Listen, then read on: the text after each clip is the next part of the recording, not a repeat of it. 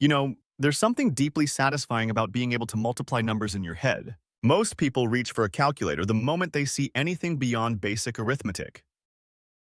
But what if I told you that with just a few clever tricks, you can often compute these products faster than it takes to pull out your phone? Today, we'll explore some of my favorite mental multiplication techniques.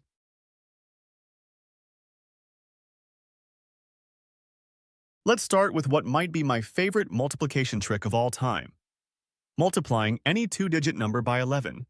This one has such an elegant pattern that once you see it, you'll never forget it. Here's how it works. Take any two-digit number, let's call its digits A and B. The result will be A, then A plus B, then B. If that middle sum has two digits, just carry the tens place over to the left. It's almost like the digits are having a conversation with each other.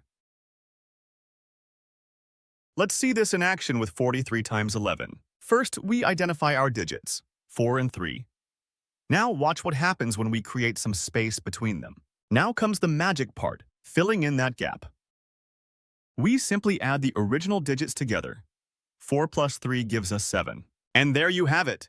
Drop that 7 right in the middle, and we get 473. Beautiful, isn't it? But what happens when the middle sum is a two-digit number? Let's try 78 times 11. We start the same way, separating the 7 and the 8. Their sum is 15. Now, here's where we need to think about what these digits represent. That sum, 15, isn't just 15. It's 15 times tens times, or 150, so the 5 belongs in the tens place. And the 1, which is really a time zone 100 times, gets carried over to the hundreds place. So we add that carried 100 to the 700 we already had. This gives us our leading digit of 8, and there it is, 858. The trick is a beautiful shorthand for place value arithmetic. Let's try one more, 95 times 11. We separate the 9 and 5, their sum is 14.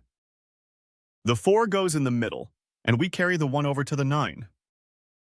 This gives us 1045. Now here's another gem.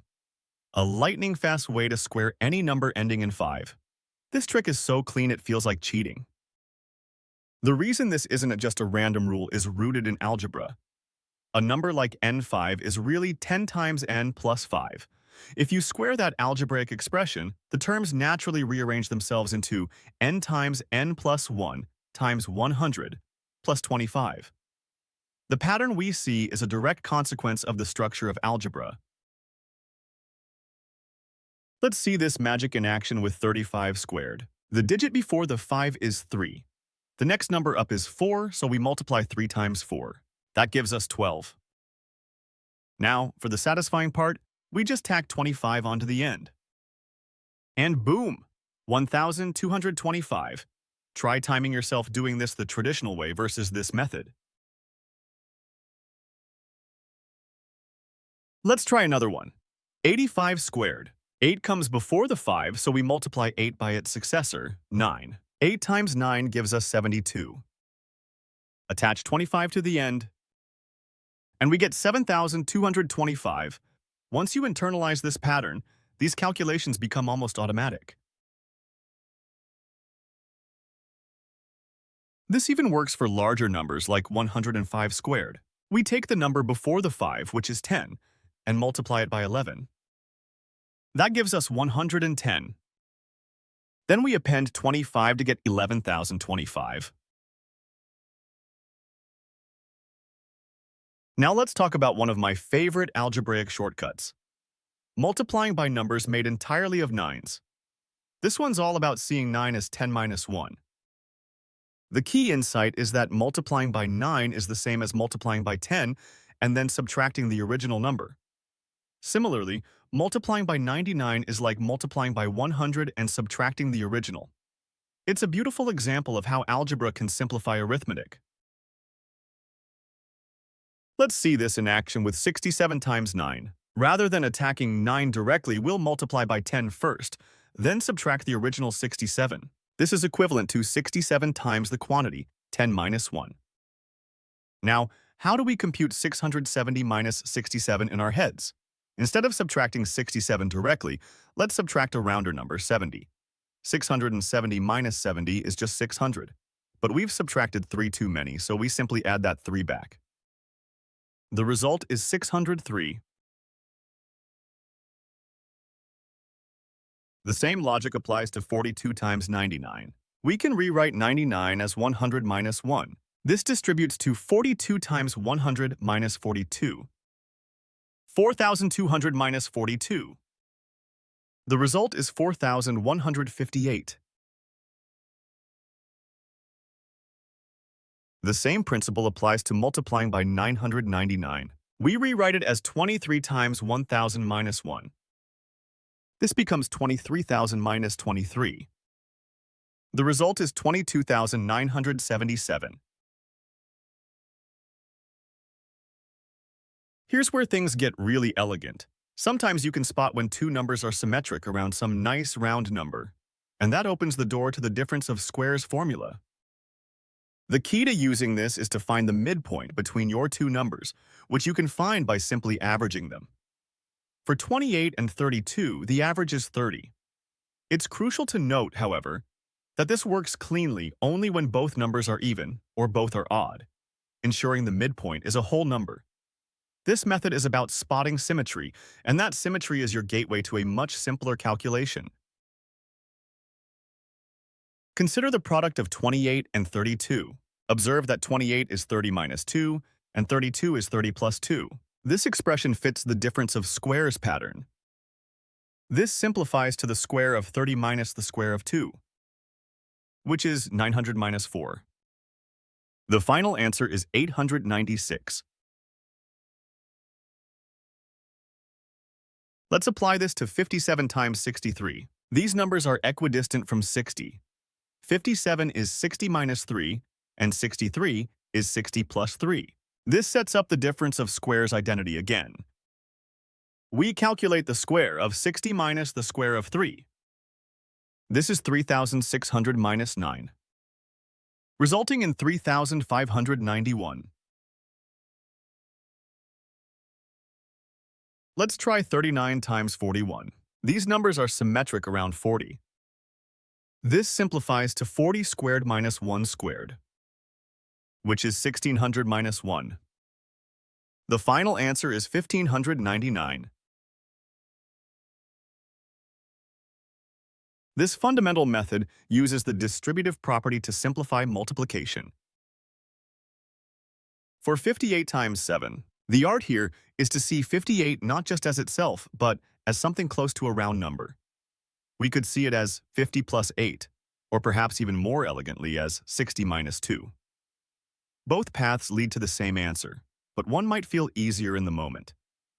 Let's try the plus 8 route first. This allows us to distribute the 7. We now have two simpler products, 50 times 7 and 8 times 7. These evaluate to 350 and 56. Their sum is 406. For 124 times 4, we break 124 into 120 and 4. Again, we distribute the multiplication. This yields three separate products. 400 plus 80 plus 16. The sum is 496. Let's try 39 times 8. We can see 39 as 40 minus 1. Distributing the 8 gives us 40 times 8 minus 1 times 8. This simplifies to 320 minus 8. The result is 312. This next trick is beautifully simple. The key idea is that a product remains unchanged if you have one factor and double the other, because you're essentially multiplying by 2 and dividing by 2 at the same time, which is just like multiplying by 1. Let's calculate 16 times 35. The product remains unchanged if we have one factor and double the other. Let's have 16 and double 35. This transforms the problem into 8 times 70, which is clearly 560. Consider 48 times 12.5. This technique can be applied iteratively. First, halve 48 to 24 and double 12.5 to 25. The problem becomes 24 times 25. We can apply the technique again. Halve 24 to 12 and double 25 to 50. This gives us 12 times 50. And one final time. Halve 12 to 6 and double 50 to 100. Notice what we've really done here. We've systematically transferred the three factors of 2 hidden inside 48 over to the 12.5 to build it up into a clean 100. The problem simplifies to 6 times 100. The answer is 600. Let's try another one. 14 times 15. We can have 14 to get 7 and double 15 to get 30. The problem becomes the simple 7 times 30, which is 210. Certain numbers like 5 and 25 have properties that allow for calculation shortcuts. Multiplying by 5 is the same as multiplying by 10, then dividing by 2. And multiplying by 25 is the same as multiplying by 100, then dividing by 4. This is a strategic choice. Multiplying by powers of 10 and halving are often much simpler mental tasks than direct multiplication. For 86 times 5, we can first divide 86 by 2, then multiply by 10. Or, if it feels easier, you could multiply by 10 first to get 860, then halve it. The path you choose depends on what feels simplest for the numbers at hand. Half of 86 is 43, and 43 times 10 is 430.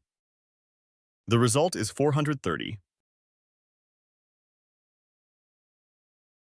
Now, for 36 times 25. Here we divide 36 by 4 and then multiply by 100. 36 divided by 4 is 9. And 9 times 100 is 900. The product is 900. Let's do one more. 48 times 25. We divide 48 by 4, which is 12. Then multiply by 100. The result is 1200.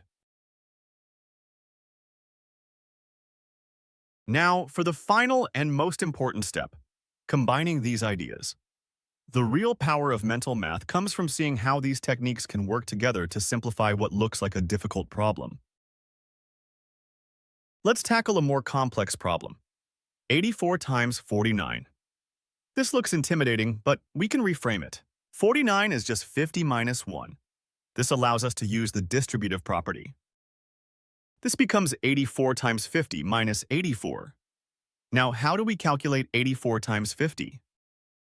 We can use our shortcut for multiplying by 5, but scaled up. Multiplying by 50 is like multiplying by 100, then dividing by 2. Half of 84 is 42. So 84 times 50 is 4200. Now, we're left with a much simpler subtraction, 4200 minus 84. The result is 4116. We broke a hard problem down into a series of much easier ones. Let's try another one. 112 times 108. Again, let's look for the symmetry. Both numbers are 2 away from 110.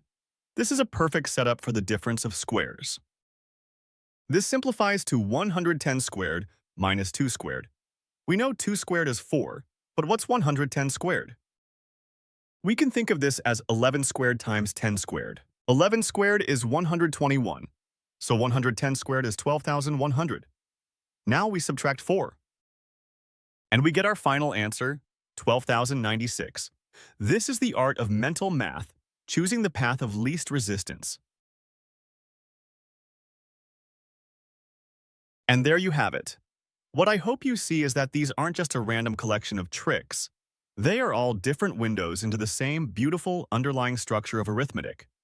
The distributive property, place value, factoring. These are the fundamental ideas.